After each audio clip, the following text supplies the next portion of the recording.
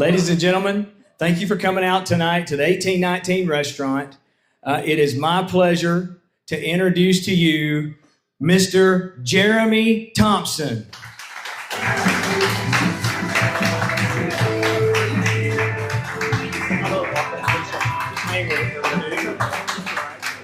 Have fun with it. Thank you, man. So I noticed with Brandon up here, the lighting is a little bit terrible, and I look like a silhouette, most likely. So if it's okay with everybody, I'm going to come down with there with you. Yeah. All right, good deal. Thank you guys for coming out.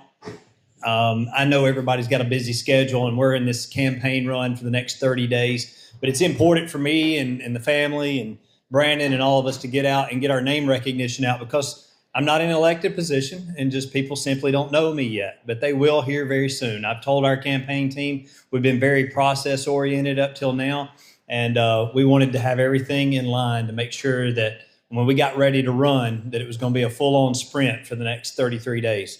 So thank you for being here. I truly mean that. I'm Jeremy Thompson. I live in Lincoln County, Fayetteville, Tennessee, and I was raised there. I was born and raised in Fayetteville, Lincoln County. I'm 47 years old, and I've always been called into a life of service, but I wanted to talk a little bit about what got me into the life of service. Many of you may have heard my story, and some of you may have not, but I lost my father to a trucking accident in 1984. I was 5 years old, my brother was 2, and that left my 26-year-old mother widowed, but she had a pretty good job with the telephone company, so she just had to recover from losing a spouse at 26 and then figure out how to raise 2 knuckleheaded boys at 5 and 2. So she was a very tough woman. She was very discipline oriented. And she had come out of what we call the projects, or government housing, over in Fayetteville, Tennessee. That's how she was raised. So she always wanted something better for herself, and she always instilled that in me and my brother. Nothing's owed to you. You're not going to be given anything, and anything you get in life, you're going to have to work for. So that's a little bit about my background in raising. So we transferred out of the neighborhood that we lived in when that happened over to a 40-acre farm that we now live on. And that house, that farm had a 1920s home in it, and it was very old and very tilted. And it was somewhat embarrassing for me and my brother, because people didn't want to come over to our house to spend the night, and it was a little bit embarrassing to get off the bus. But I think my mom did that by design. She wanted us to build a little character and understand that nothing's given to you. You have to work for it. So I often describe that house as termites holding hands, and the windows in the back having stapled plastic on the back of them where snow would blow in the winter. But as I approached high school, I started trying to figure out, what am I going to do to give back to society, right? So what are you going to do for a profession? I knew I wasn't destined for college. I wasn't going to be a doctor. I wasn't going to be a lawyer. None of those things were on my radar. But every career interest inventory I did, I was always called to a life of service. So that meant fire, law enforcement, EMS, and maybe a branch of the military. So it's important that I share with you that God has been very involved in my life and allowed me to do all of those things. And people often ask me, like, how have you done all those things? The only thing I can tell you, it was on God's time and according to His purpose and plan, because I've been a volunteer firefighter, an EMT, a reserve deputy sheriff. I've worked in a professional capacity in each of those categories. And then I joined the National Guard and became a full-time active duty soldier in September of 2000 is when I enlisted. I went through initial entry training, which was basic training, Army Airborne School, SOPC, and then the Army Intelligence Training Center over in Fort Huachuca, Arizona. And I was in Fort Huachuca, Arizona when the World Trade Centers were hit in 2001. And I was pulled out of the classroom, and they said, Jeremy, you're going to be forward deployed with the 1st Battalion, 20th Special Forces Group. And I thought, well, you don't join the football team not to play football. You don't join the Army not to go defend the nation when it needs it. So I was very happy about that. I was very eager to go do that. And so were the men that I deployed with. So when I got to Karshi-Khanabad, Uzbekistan, Task Force Dagger, they wanted to know who had horseback experience or farm experience. I said, well, I do, and a couple other guys did. And they pulled us out and put us on horse teams with the Green Berets operating in North Afghanistan, counterterrorism missions. So I did that for the next year from 02 to 03. When I came home, I continued my service locally. I continued my National Guard time temporarily, and I interviewed to be a Tennessee State Trooper right here in Lawrenceburg in 2004, and I was number one that year to be hired in the 7th District. But they called at the same time and wanted to know if I wanted to be an active duty Title 32 soldier. So I said, I'm going to give up the opportunity to be a state trooper and go be a soldier for the next 22 years. So I ended up at the Defense Intelligence Agency in 2016 when Donald Trump was running against Hillary Clinton. And what I witnessed was a weaponization of the intelligence apparatus. And I immediately drove over to the House and the Senate, and I said, we can't allow this to move forward. We can't allow the intelligence and law enforcement apparatus at the federal government to be weaponized against a single candidate. I get polarized politics. I understand that people get angry on policy. I get all that. And that's been true since the beginning of this nation. If you go back and look at the Articles of Confederation, there were people ready to fight over that before we established the Constitution and ratified it. So it's nothing new, but I knew there was something different about what I saw in 2016. So I started monitoring that from a distance, and then I became involved in advocacy, national security advocacy, veteran advocacy with the House and Senate. And I continued to see things deteriorate, especially in 2008 through Obama's term. Then Trump gets elected. We've got this whole new energy in the United States military where we were kind of refocusing on the last 8 years of deteriorated morale. And they derailed Trump. His whole presidency was based on impeachment attempts to impeach. So then they get done with that. They weaponize the system against him again. And then they appoint, in my opinion, Joe Biden. I will live the rest of my life telling you that I think that was a very manipulated election. I don't think there was anything real about it. You had 3/4 of the senators who were going to certify the election on January the 6th say that they would not do that they were going to vote no until a forensic audit could take place over that election. Our 2 state senators that exist today said that they would vote no, and they come out and they voted yes. I was very disappointed in that. I think if you're going to be an elected official and go to D.C. or any other elected position at local, state, or federal level, and you promise the people a vote, you need to vote in the direction you promised the people you'd vote in. And I don't care if it gets you shot in the face. I've said that earlier.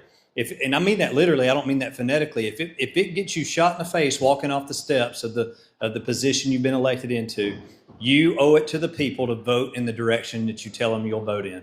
And I believe I am that person. I believe the United States in general is looking for a leader. I think they're looking for people to step up and not sit in the shadows.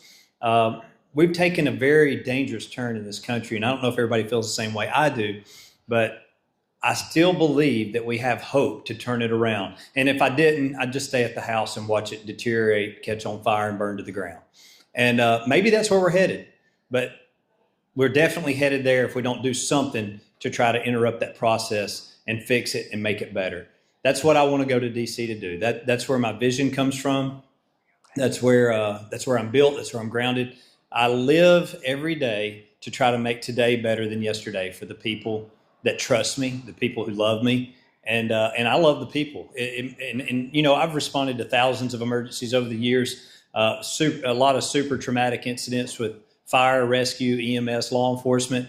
I never really considered or even thought about, am I responding to a Democrat, a Republican, or an independent? It's all the same in that field of work. And we would be blessed if we could have that mentality across the board, but we do not. I try to be good to people. I believe in being good to people. And I believe in most of the time, respect is met with respect. But that's not always true, unfortunately. Some people will treat you a certain way based on your political ideology, your political beliefs, or the stances you take on the issues. So we talk about leadership. 22 years in the military does not exclusively make me qualified for this opportunity.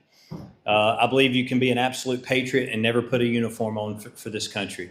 All you have to do is support the men and women who do and live a life that is respectable to this country's foundation.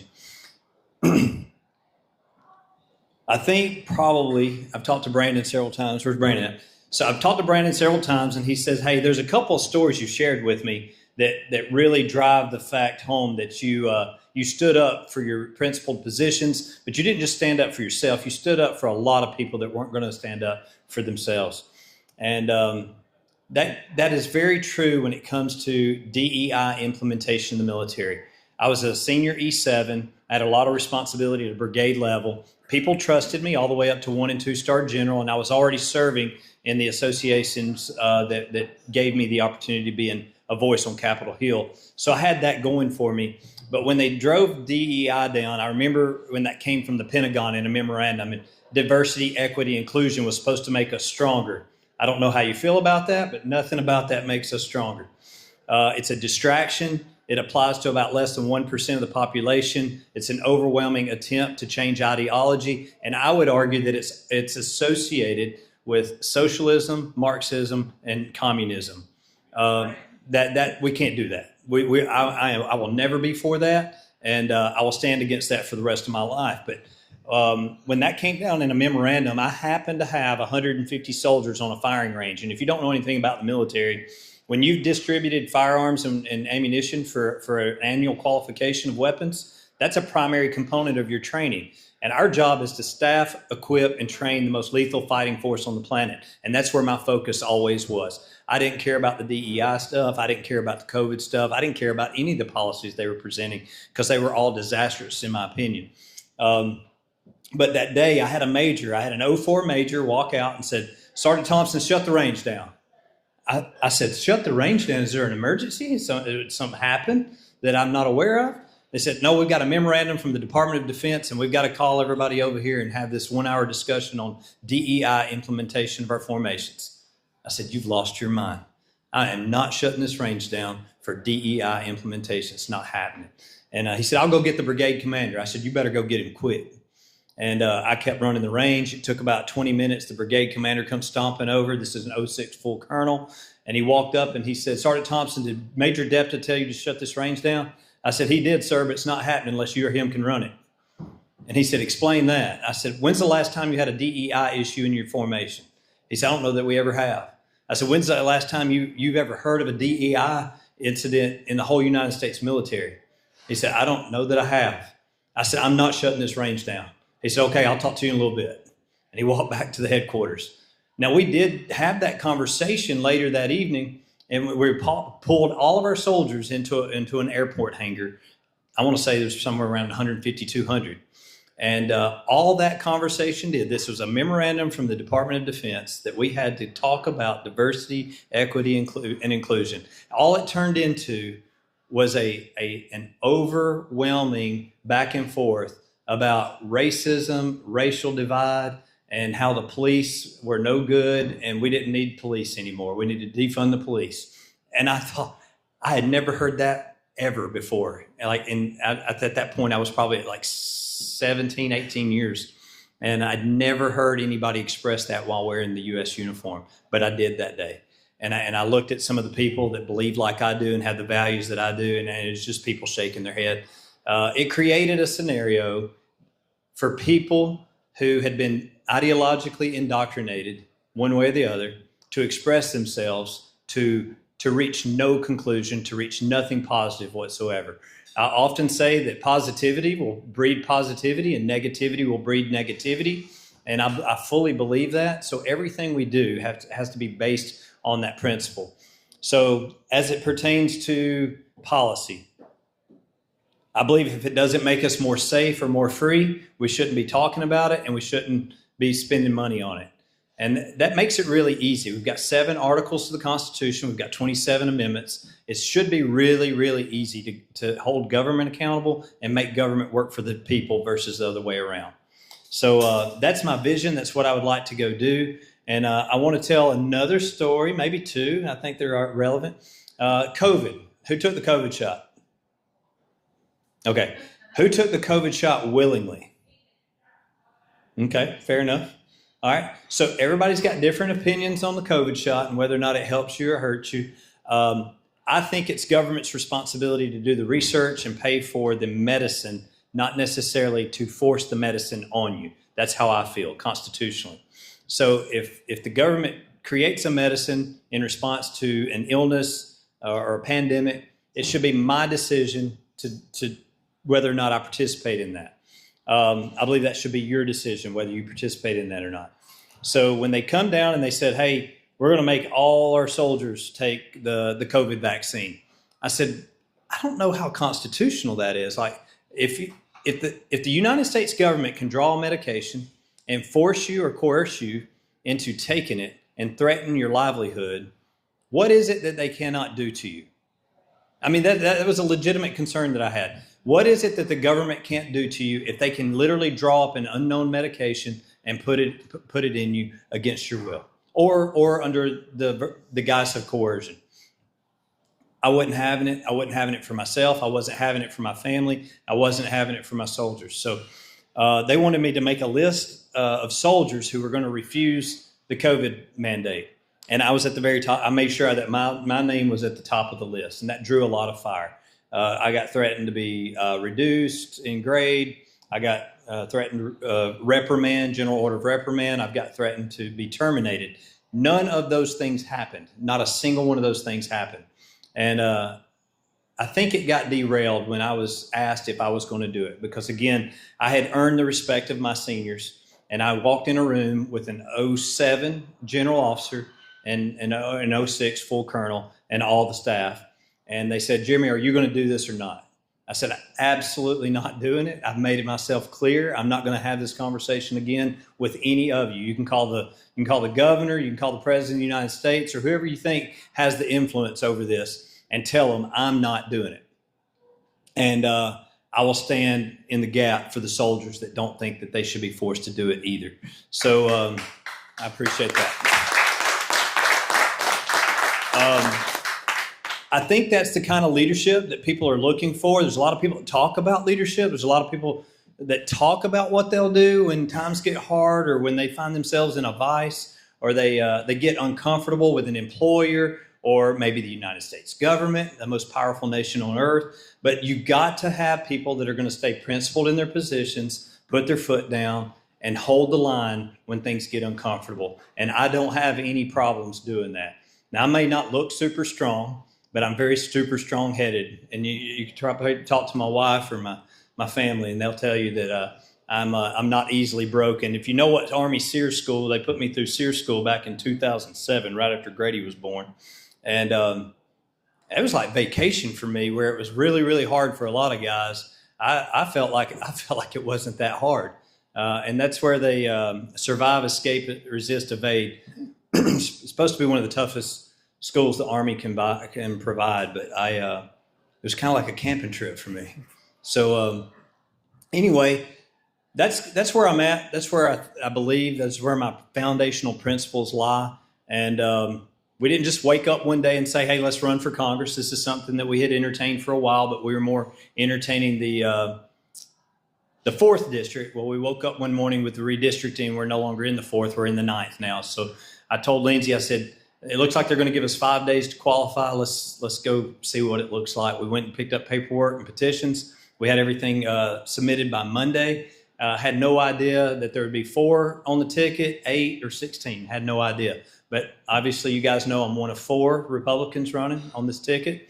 And we're excited about it. I think we're feeling positive feedback throughout the district. We've got some momentum now. And I think you'll see a lot more of that over the next 14 days. This was a very process-oriented thing for us. We were not elected officials, so we did not have a cabinet or a staff. We did not have things in place for FEC compliance. We didn't have a treasurer. We didn't have an account. There were some things that we had to take some time to get plugged in. But now we're 100% and we're rocking steady. And I think you'll see a lot of energy and forward momentum over the next 14 days, which is super important. But I appreciate you guys being here. That's who I am. That's what I'm about. And I want to open the floor up for some questions. I hope I've generated some thought, and we'll go from there. I got a microphone. I'll just bring up a microphone. Yeah, sure. Thank you. If anyone wants to ask a question. Were you saying you had a question? Yeah. Oh. No, it's okay. I want everybody to feel comfortable, because this is the thing. You're not going to elect, vote, or support somebody that you don't feel like you know or you connect to, okay? You have to at least have some kind of faith, confidence, or trust in the person that you're going to put in an office of this caliber. So I want you to understand that I'm very easy. I'm approachable, and usually I'll give you a pretty solid response. I'm not going to promise you the world. There's 435 seats up there, and I'll be the junior if I'm elected, but I will be ready to go to work on day one. You got one right here? Yes. So it's an issue with elected officials on state level, on all levels of the establishment. Mm-hmm. So how do you deal with the establishment? We deal as voters, as constituents going, we want you to represent us. You say you do, and then you get there, and then what happens is establishment puts pressure. And then when people say, well, the reason I didn't is because of the pressure or this, so how do you stand? Yeah, I stand I think that's an easy question for me. I'm not an establishment guy. I'm not an elitist. I don't even mix well with that crowd, just to be honest with you. But I think what you're talking about is the overwhelming pressure you get from ranking members of the House or the Senate once you get to D.C. to make certain decisions or vote certain ways, sometimes against your constituency. I probably have a more dynamic answer for this than you're looking for, but this is what I'm going to say. I have witnessed this for 12 years. I've been very kinetic to the House and the Senate. Our energy is way too low on the Republican conservative side. We're not involved. Very few people write their congressmen or their senators. Very few people come out to vote, less than 30%. I think I heard an abysmal number of like 18% over in West Tennessee in a recent election. I mean, if really honestly, if that's the participation we're going to have, 30% or below, you're going to continue to get the results that we've been getting. So I said this several times. We have to find a way to re-energize the Republican Conservative Party and get people back involved in the process. I don't mean to call you out, Avery, but Avery is 17 years old. She is a very ambitious person. I could tell, just met her tonight. She wants to go be a lawyer, and I think she's going to be a good one day. I don't think you're going to have any trouble making it through that process. But Avery is here interested in getting involved in the political process tonight. And I'm eager to have her, and I wish I could multiply her by about 1,000. And that's what we're going to have to re-energize this party and maintain, protect, and preserve Christian conservative values. And we're going to get raked over the coals here shortly. And this is the other thing. I don't like it, but we don't seem to get energized or energetic or ambitious about elections until we lose one.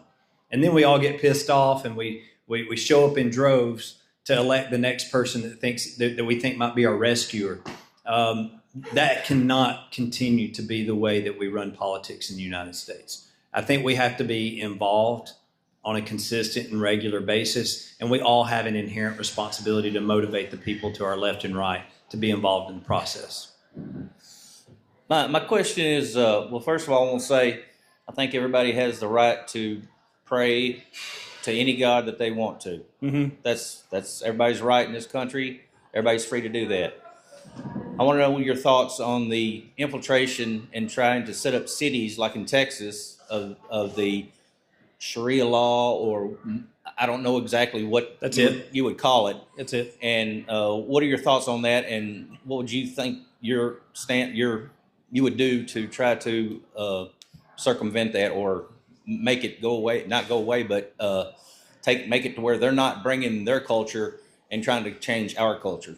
Yeah, I think the Constitution is incredibly clear that Sharia law cannot be implemented in the United States as an affiliation with a religion. The United States was founded under English law, and pretty sure it's the Establishment and Commerce Clauses that protect the any religion for that matter, but Islam is a current threat. Like we talk about emerging threats in the United States military. This is an emerging threat. We've got them here in Tennessee. They're infiltrating states across the country. And this is my thing. If you want to come here from Afghanistan, Pakistan, or any of the stands and assimilate and be American because of what America stands for as the beacon of freedom around the world, I don't know if I have a problem with that. I have a major, major problem with you coming here, bringing your cultural ideologies, your overwhelming radicalized religion, and then implementing a whole new system of law in the communities that you put gates and borders around. I don't think we can stand for that. I think it's a complete violation of the United States Constitution, and I think we have a responsibility at the local, state, and federal level to get out in front of it. I think we can look at England and what they're going through as far as infiltration of that culture and the atrocities that they're doing against, well, we'll just say the atrocities that they're doing against the people of England. And if that comes here, we got guns. Yeah. So England is an example, but I'm very proud of the fact that we separated in 1776, right? So we're celebrating 250 years of that this year, something I think's uniquely important. But there's a lot going on in England right now because they are a go-along to get-along government. If you haven't noticed, we've kind of shifted that direction. You know, we've taught kids in schools for the last 15, 20 years that we don't have enemies. We absolutely have enemies around the world. But we've got kids graduating from high school and college that don't think that's a fact. They think that we don't have enemies, and if we do have enemies, we can just pay them to be our friends. And that's just not how foreign policy works. Sometimes you have to be held accountable. What's your thoughts on the number one threat against national security? So we talk about Russia, China, Iran, North Korea, other emerging threats. And that's really the hot topic in D.C. all the time. You know, which one of our near peer competitors is going to be our greatest threat? I will tell you it's K through 12 education. K through 12 public education has been ideologically infiltrated with communist, Marxist, socialist ideology for way too long. And we're not producing patriots anymore. But we're not only not producing patriots, we're not producing patriots who have immediate capability of going into the workforce. And that's a broad statement. I understand that. There's a lot of good kids out there. There's a lot of patriotic Americans out there. But we're missing the boat hard on getting that radicalized ideology out of our public schools. So I think that is the single greatest threat to U.S. national security over the next 25 to 50 years.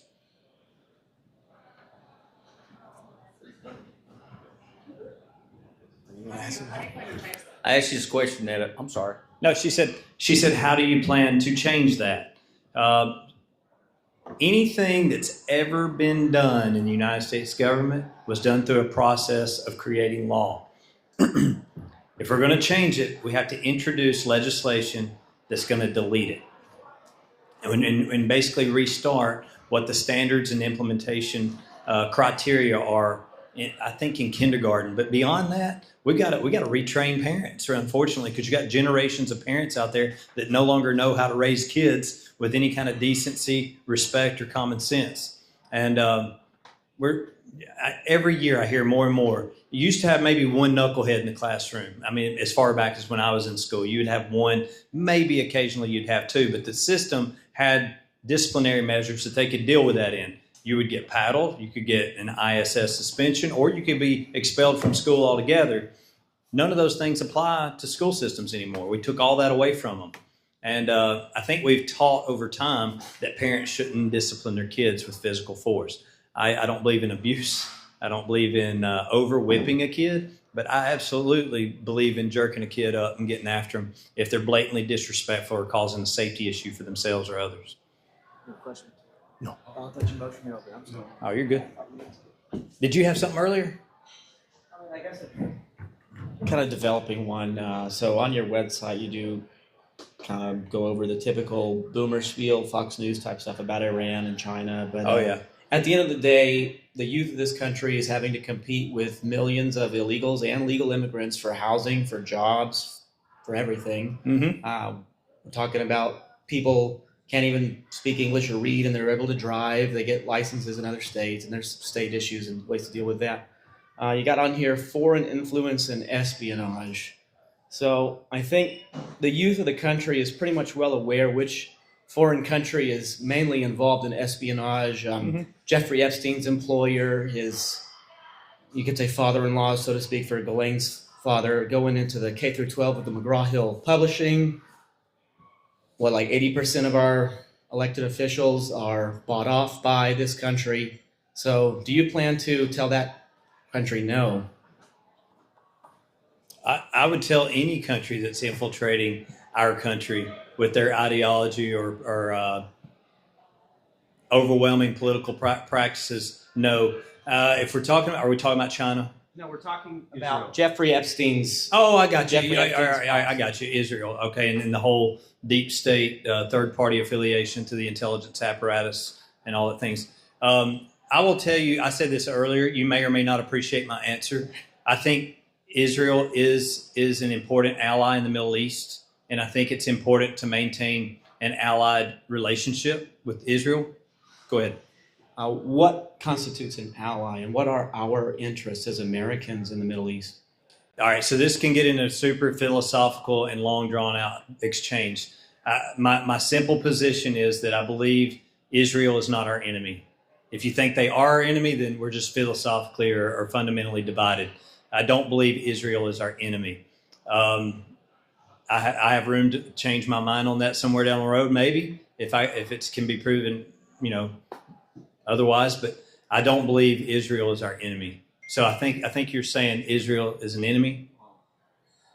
I mean, if you know anything about the whole Epstein situation, that's not something an ally would do to your politicians, blackmailing them with crimes against children and whatnot. And you went on the K-12 thing. So Maxwell, Daddy Maxwell, McGraw-Hill Publishing, our textbooks in schools, increasing in Marxism, socialism, dumbing down of America, and again, buying off lots of politicians, either through blackmail or just bribery. I mean, that's not something an ally should be doing. So, yeah, I don't know, man. I've been to Israel and I've seen what their enemies, their surrounding Arab enemies, do to them, and I know how they feel about us. They'd rather shoot you than look at you or have a conversation with you. So, while Israel's not built that way, maybe there is some espionage there, and that we need to look into. But I don't think that they are a fundamental enemy of the United States. I think maintaining some relationship with. I'm not saying that we should turn over our intelligence apparatus to them or merge. I know that's an issue in the NDAA right now. We talked about that earlier. But I believe that Israel is an important ally to the United States in the Middle East right now for foreign policy purposes.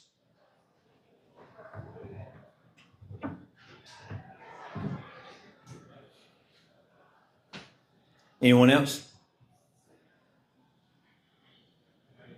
It's all yours. Do what you want to do with it. I'm good. I appreciate everybody coming out. I'm available, especially for the more in-depth conversations and better understanding of the issues. So I'll be here for a little bit. If anybody wants to talk, I'm available. Yeah. Thank y'all for coming out. Thank you. So,